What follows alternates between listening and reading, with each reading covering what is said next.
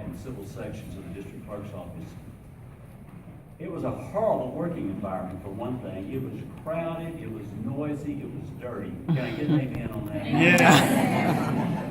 It was not a good place to work in hardly any sense. And the things that Tom Hughes wanted to do, most people couldn't identify with. We take for granted today, we've got our iPhones and we're all computerized and everything, and we don't think anything about it. But a lot of people in 1988 were afraid of computers.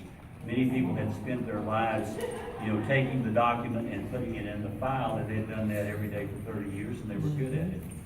But the judges weren't supportive. The commissioner's court weren't supportive. He would do things like take a document production clerk and hire a programmer for it, which put the document production staff behind.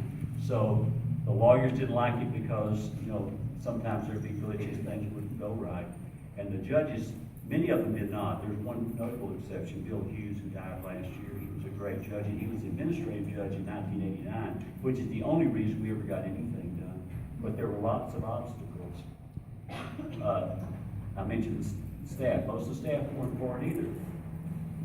But somebody who stood out in that environment was Greg Lee. And I don't think you were 20 years old yet, were you, Greg? I think you were pretty young. But he was open to all this computer stuff, and he was a quick study on the business of the district clerk's office, which was something we badly needed, those two things. Somebody who understood the business but could help with the computer stuff.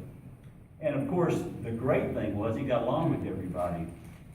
The employees liked him, of course. The lawyers liked him, of course. The judges liked him, and that was big because they weren't too keen on Tom Hughes. And so it was a big thing that the judges liked him. It was a big part of our success. And what I saw in that was a great potential for leadership, which he developed over the rest of the time that we worked together, which was about 17 years. And he became a great leader, I thought. And he referred to me in later years as his work daddy. I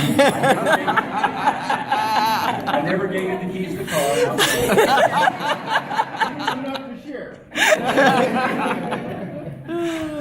He says I gave him a lot of advice, and I don't know what advice I gave him, but for those of you who are still working, I'll give you this quick advice. This is Greg, and Greg is friendly, Greg is smart, and Greg is helpful. Be like Greg.